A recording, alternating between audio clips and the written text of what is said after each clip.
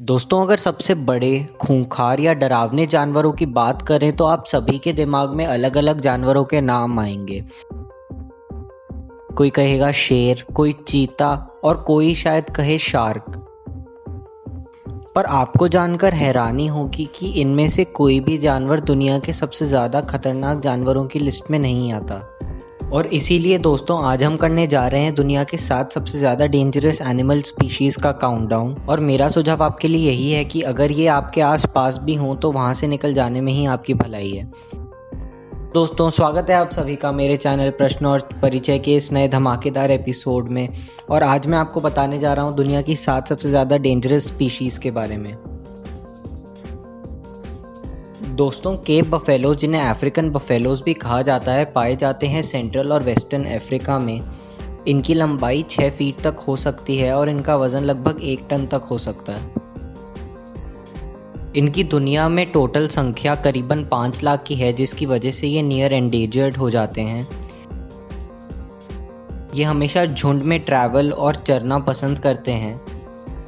वैसे तो ये एक बहुत शांत प्रजाति है, पर अगर इन्हें या इनके बच्चे को कोई डराए या चोट पहुंचाए तो इनसे बचना मुश्किल है।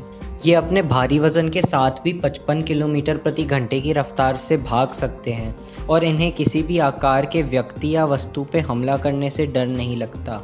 ये किसी भी आकार के प्राणी पर हमला करने से पहले सोचते नहीं हैं। केप बफेलोज रिपोर्टेडली अफ्रीका में सबसे ज़्यादा हंटर्स की मौत का कारण है और इसीलिए उन्हें ब्लैक डेथ भी कहा जाता है।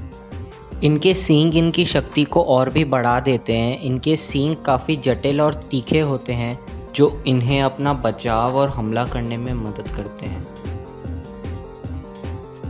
दोस्तों, हमारी लिस्ट के नंबर 6 पर आते हैं कोन स्नेल।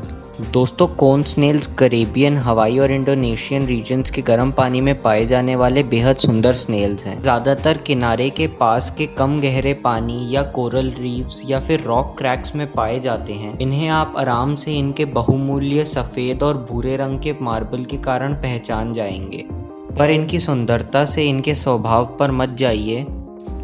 कोन स्नेल्स के पास एक भाले जैसा दांत होता है जिसके अंदर कोनोटॉक्सिन जहर पाया जाता है, जो इन्हें सबसे ज़्यादा जहरीले स्नेल्स में से एक बनाता है।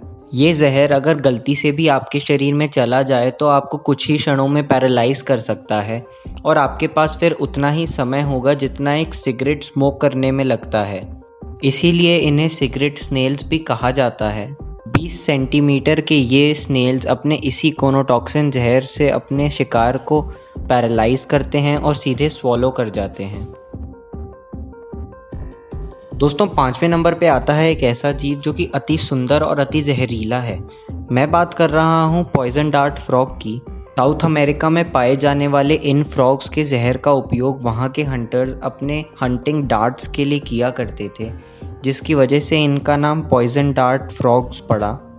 आपकी उंगली से भी छोटे इस जीव के शरीर में पाए जाने वाले बैट्रिकोटॉक्सिन का केवल 2 माइक्रोग्राम, केवल उतना जो कि एक सुई की नोक पे रखा जा सके, एक स्वस्थ आदमी को मारने के लिए उपयुक्त है।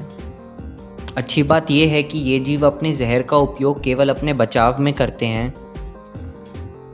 और अगर आपका कभी साउथ अमेरिका जाना हो तो इन सुंदर फ्रॉग्स को देख के इन्हें छूइएगा मत, क्योंकि इनका जहर इनकी चमड़ी के निचली सतह में ही पाया जाता है। दोस्तों, 4थे नंबर पर आती है box jellyfish. Indo Pacific oceans में पाए जाने वाली इस अति सुंदर ट्रांसपेरेंट जेलीफिश की प्रजाति को national oceanic and atmospheric administration ने सबसे ज़्यादा जहरीला मरीन एनिमल कहा है। बॉक्स जेलीफिश को अपना नाम अपने क्यूबिक शरीर के कारण मिलता है, जिसपे 15 तक टेंटिकल्स हो सकते हैं, जिनमें से हर टेंटिकल 10 फीट तक लंबा हो सकता है, जिनमें हज़ारों स्टिंग सेल्स होते हैं जिन्हें नेमाटोसिस्ट कहा जाता है, जो जहर से भरे हुए होते हैं। बॉक्स जेलीफिश अपने इन्हीं टेंटिकल्स का उपयोग अपने बचाव और हमला करने में करती है। अगर आपका गलती से भी किसी बॉक्स जेलीफिश से सामना हुआ तो वो आप पर इन्हीं टेंटिकल से हमला करेगी, जिनमें मौजूद जहर के कारण आप सीधे पैरालाइज हो जाएंगे या फिर आपको दिल का दौरा पड़ने के कारण मौत हो जाएगी। हालांकि इनका एंटीवेनम होता तो है, पर ज़्यादातर केसेस में लोग हॉस्पिटल तक पहुंच ही नहीं पाते हैं। पर अगर आप इस सब से बच भी गए तो आपको लंबे समय तक दर्द का सामना करना पड़ेगा और आपके शरीर पर स्टिंग के निशान जिंदगी भर रहेंगे। तो मेरा सुझाव आपके लिए यही है कि अगर आपको इंडो पैसिफिक वाटर्स में कोई ट्रांसपेरेंट जेलीफिश दिखाई पड़े तो उससे दूर ही रहें। दोस्तों, भगवान ने सभी को अपना बचाव करने की शक्ति दी है और इसी का बेहतरीन उदाहरण है हमारा अगला जीव। तीसरे नंबर पर आती है पफर फिश। दोस्तों, पफर फिश, जिसे ब्लो फिश भी कहा जाता है, जापान, चाइना और फिलीपींस जैसे रीजन्स में पाई जाती है। ये अपने शरीर को फुला लेने की क्षमता के कारण मशहूर है। पर दोस्तों, वो बात जो इन्हें हमारी लिस्ट के नंबर 3 पर लाती है वो है इनके शरीर में पाया जाने वाला जहर टेट्रोडॉक्सिन। ये जहर उनके शरीर में लगभग हर जगह पाया जाता है, स्किन, मसल्स, लिवर, किडनी, लगभग हर जगह। ये जहर साइनाइड से लगभग 1000 गुना ज़्यादा खतरनाक होता है। इसके प्रभाव से पहले जीभ सूखती है, फिर उल्टी होती है, सांस लेने में तकलीफ, पैरालाइजेशन और अगर इलाज ना किया जाए तो मौत। दोस्तों, ज़्यादातर पफर फिश के शरीर पर स्पाइक्स होते हैं जो उन्हें अपना बचाव करने में मदद करते हैं। अगर कोई अन्य जीव या मछली पफर फिश को खाने की कोशिश करती है तो पफर फिश अपना शरीर पफ कर लेती है। पर दोस्तों, इस सब के बावजूद भी पफर फिश को जापान में खाया जाता है।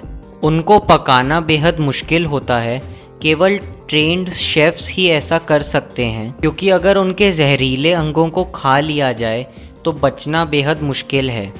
दोस्तों, हमने कई जहरीले जानवरों की बात करी है और जहर की बात हो और सांप की बात ना हो, ऐसा तो हो ही नहीं सकता। इसीलिए दोस्तों, हमारी लिस्ट के नंबर 2 पर आता है ब्लैक माम्बा। दोस्तों, भले ही किंग कोबरा और बूमस्लैंग जैसे सांपों का जहर उनको लोगों के डर का कारण बनाता है, पर सदर्न और ईस्टर्न अफ्रीका में पाए जाने वाली ये सांपों की प्रजाति अपनी तेज़ रफ्तार के कारण उनसे भी ज़्यादा खतरनाक है। 14 फीट तक लंबे ये सांप अपनी 20 किलोमीटर प्रति घंटे की रफ्तार के कारण सभी सांपों में सबसे तेज़ हैं। वैसे तो ब्लैक माम्बा एक शांत प्रजाति है, पर अगर आपने गलती से भी उन्हें सताया तो आपका बचना मुश्किल है। और ऐसा इसलिए क्योंकि ब्लैक माम्बा एक बार काटने पर ऐसा न्यूरो और कार्डियोटॉक्सिन का मेल छोड़ता है जो कि 10 लोगों को मारने के लिए पर्याप्त है। और अगर कटने वाले व्यक्ति को 20 मिनट से कम में एंटीवेनम ना दिया जाए तो उसका बचना मुश्किल है। दोस्तों, अपनी एग्रेशन और अपने एक्सट्रीम स्ट्रेंथ के कारण हमारी लिस्ट के नंबर 1 पर आता है सॉल्ट वाटर क्रोकोडाइल।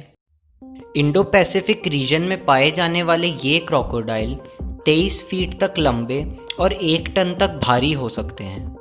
हमारी लिस्ट के लगभग सभी जानवर शांत और केवल अपने बचाव में हमला करने वाले थे, पर सॉल्ट वाटर क्रोकोडाइल बेहद अग्रेसिव, फियरसम और शॉर्ट टेम्पर्ड होते हैं। अगर कोई भी जीव उनका रास्ता काटे तो उसका बचना मुश्किल है।